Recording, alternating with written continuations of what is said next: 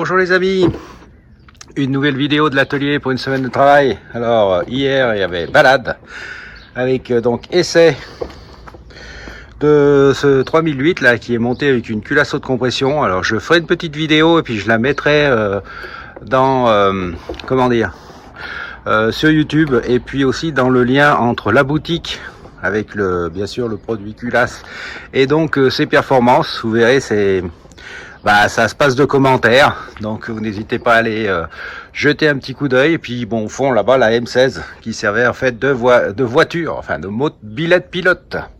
Alors on va débarrasser tout ça, donner un petit coup de jet parce que il y a pas mal de poussière sur les petits chemins. Et puis on va commencer cette journée par un nouveau projet. Alors je vais vous montrer, ça va peut-être pas vous dire grand chose comme ça là. Bon ouais. Des vieilles pièces de mob à décaper. Oui, ça vous avez raison. Mais ce projet, c'est une mob en pièces détachées que j'ai récupérée entre guillemets. Je ne sais pas si elle est entière. Donc ça va être un peu la surprise au remontage. J'aime pas trop, vous le savez, les trucs en pièces détachées en caisse parce que on sait jamais si c'est complet ou pas. Mais quoi qu'il en soit, cet engin mérite de s'y intéresser. Pourquoi? Eh bien, je vais vous montrer. Parce que là, nous allons ensemble enlever les dernières petites pièces qui restent pour l'emmener au décapage. Alors, cette mob, eh bien, mérite d'être restaurée tout simplement pour ça. Alors, vous voyez, il y a une plaque vélomoteur, motobécane avec un numéro de série. Et en fait, tout simplement, cette mob digne d'intérêt parce que c'est une Sommet. Vous connaissez donc les mobilettes Sommet. C'était entre guillemets le top de la mobilette lorsque elles sont sorties, avec un moteur et une cylindrée de 49,9, mais un moteur qui n'était pas bridé. C'était avant la législation sur le bridage, donc c'était vraiment une superbe grande routière. Et à première vue, elle est complète au niveau du moteur et elle semble également complète au niveau du cadre. Je crois qu'il doit manquer la béquille, puis sans doute quelques petits accessoires. Mais bon, c'est pas grave, on verra ce que ça donnera à la fin. Mais là, la première chose à faire, c'est bien sûr de la démonter entièrement, enlever les fils en bloc, ici par exemple le bouchon de robinet, la plaque aussi, pour pouvoir emmener ça au décapage. Et puis bien sûr, alors ça c'est un projet qui est perso, donc atelier de la vigne, donc je fais ça très très rapidement et en dehors des heures de travail parce que j'ai tellement de boulot pour les clients que je vais pas m'amuser aussi à refaire mes mobilettes. Donc là je démonte tout vite fait parce qu'il y a 2-3 trucs simplement qui restent dessus pour emmener au décapage avec un lot, ce qui me permettra donc d'avoir, j'allais dire, un lot à grande échelle à passer au décapage. Voilà, alors un projet que je vais faire à mes heures perdues, sans doute le dimanche, quand il va pleuvoir, pour l'atelier, pour le conservatoire de l'atelier, sur cette mob Sommet. Je pense que ça va être un joli projet, mais long. Voilà, alors ce que je vais faire ce matin là, vite fait, je suis venu un peu plus tôt à l'atelier, justement pour pouvoir virer tout ça, et donc le placer dans une caisse, direction le décapage chimique. Alors le démontage se passe petit à petit. Démonter les protections, le carénage de fourche. Alors on voit la couleur dessous qui était bien rouge. Je me demande si la fourche est bien du bon modèle. On dirait plutôt une fourche de SP 93-94, pour avoir pour la suite. Bon, on va déjà démonter après les bagues là. Et voilà les amis, terminé. Prêt à être décapé, toutes les petites pièces ont été enlevées. On verra ensuite au remontage ce qui manque, ce qui va pas. Après, le 1700, vous savez, on l'avait plus ou moins fini, mais il y avait des petites finitions à terminer. Alors, première finition, régler finement l'allumage pour être sûr du coup, et ensuite on va lui monter là-bas son pare-choc. Il ne manquera plus que le capuchon et les sacoches qui doivent arriver d'ici aujourd'hui ou demain. Et là on a déjà un colis qui est arrivé. On fera un petit unboxing pour nous, pour moi, pour vous. Voilà. pour votre plaisir, comme dirait Tomahawk. Allez, on fait ce petit réglage d'allumage sur ce Solex. On lui monte son pare-choc et on le sort. Ça va nous faire de la place. Ça va nous faire de la place pour quoi faire? Eh bien, pour préparer le moteur de 3008 là qui est dans cette boîte et dont il faut préparer les sous-ensembles. Ça va beaucoup plus vite après pour remonter, vous le savez. Recalage léger de l'allumage et pose du pare-choc avant. Alors, pare-choc avant, ceux-là, ils sont bien et pas bien. Ils sont bien parce qu'en fait, vous voyez, ils se mettent là dans le... Ils s'introduisent dans l'écrou de la fourche.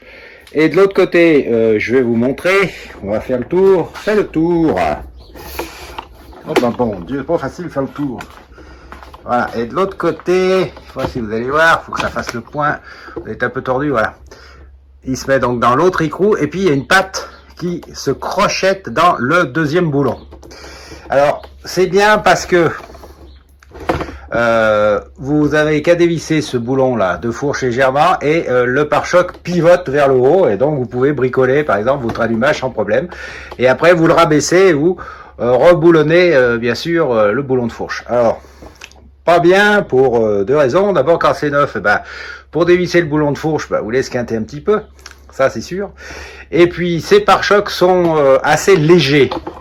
Alors bien sûr, même si on les rechrome, etc., s'ils sont un petit peu tordus ou tapés entre guillemets, eh bien ils sont toujours un petit peu décalés. Alors là, vous voyez par exemple, il y avait des coups. Donc ça veut dire que il y avait bien sûr un petit peu tapé, mais comme il fallait remettre celui-ci, eh bien on l'a détordu au mieux, mais quand même c'est toujours un petit peu délicat à remettre parce que c'est assez léger comme structure et donc c'est difficile à centrer. Alors pour moi, éviter tous les problèmes et pas esquinter le bon réservoir, là derrière on n'a pas, j'ai pas vu, mais j'ai mis une petite mousse pour que ça ne frotte pas contre le réservoir. Alors vous voyez là c'est serré. Donc c'est vraiment assez léger comme fixation. On va mettre quand même à l'avant.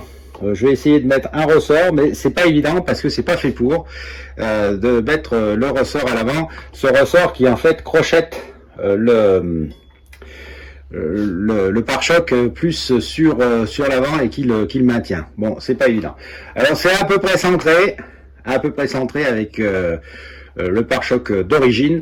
Bien sûr, c'est mieux d'en avoir un qui ne soit pas tordu à l'origine et qui puisse se monter sans trop de problème. Bon, ça fait un look. Je sais que ce Solex est aussi un Solex de famille, donc je lui ai remis 99% de ses accessoires.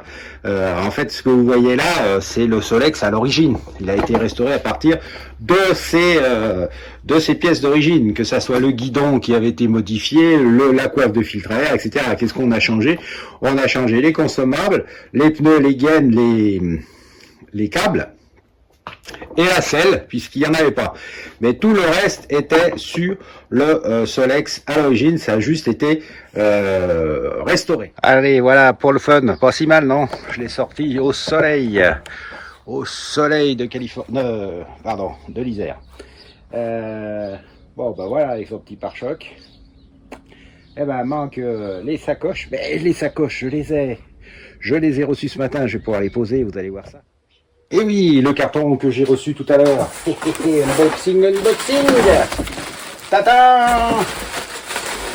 Et voilà, les belles sacoches. Ouais, sacoches, donc un peu biseautées pour le pédalage et noir. Et made in France. Dispo à la boutique de l'atelier de la vigne. Il n'y a pas de souci. Voilà, bon, on va monter ça, puis on regardera ce qu'il y a de beau dans le carton après, ok? Avec les sacoches, pas mal, non? Sympa. Voilà, ce 1007 est terminé, à l'exception, bien sûr, du capuchon de bougie. Fait le tour. Là, je le trouve sympa. Vous me mettez dans les commentaires ce que vous en pensez. La semaine commence pas mal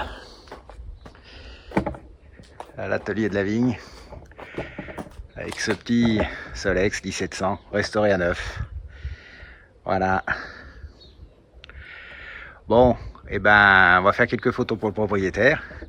Et puis, on va se mettre d'accord pour la livraison. Une journée livraison. Le propriétaire est en Allemagne. J'espère que la journée livraison ne sera pas une semaine de livraison. Parce qu'en ce moment, c'est un peu la bourre à l'atelier. Voilà, voilà, voilà. Et ben, ça, c'est fait.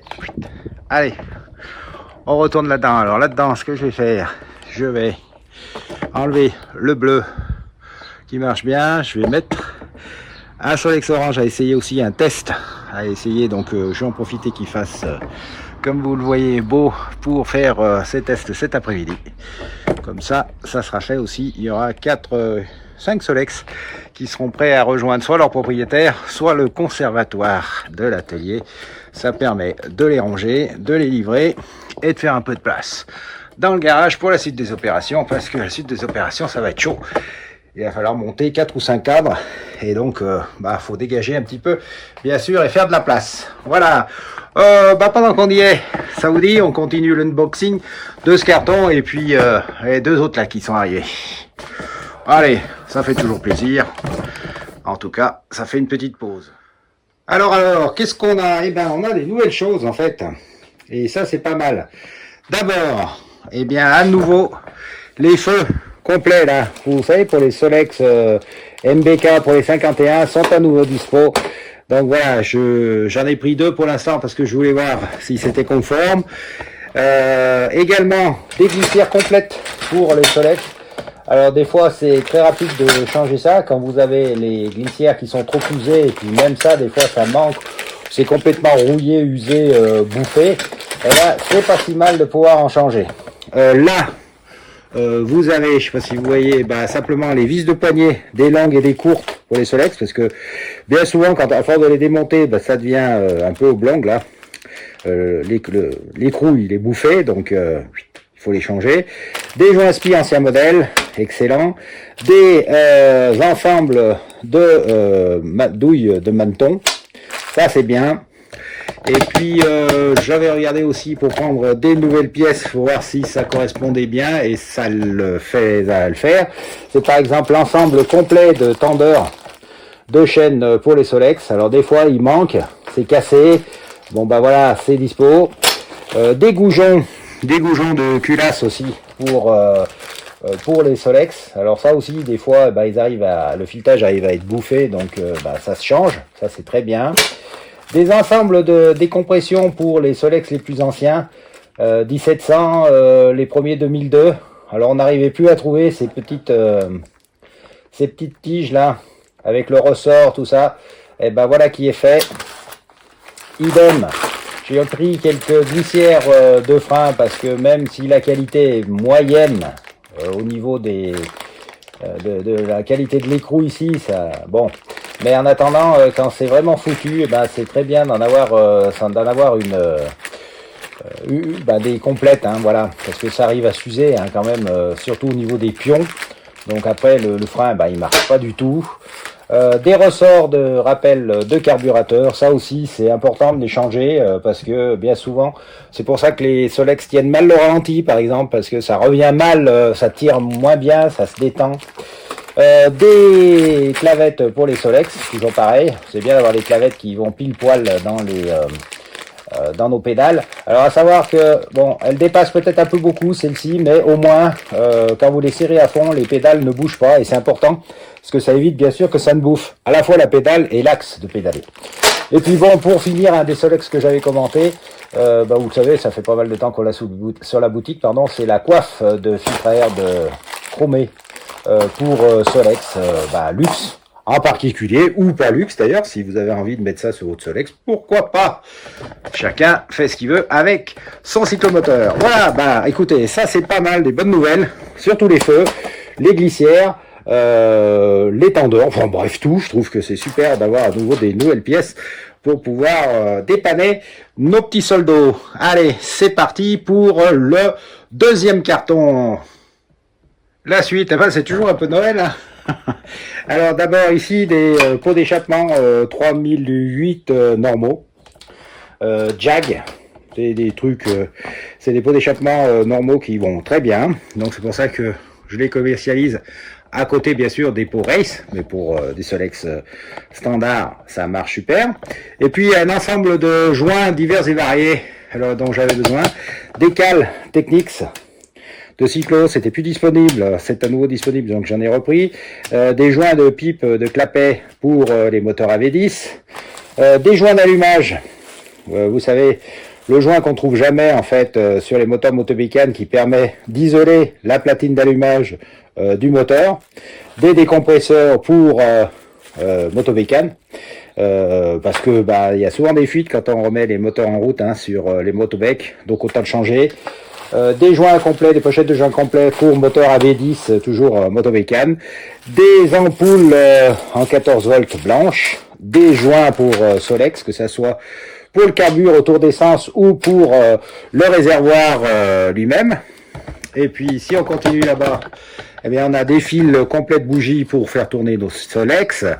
Des pompes race, donc qui ont été réusinées pour avoir une meilleure circulation d'essence, plus d'essence qui passe.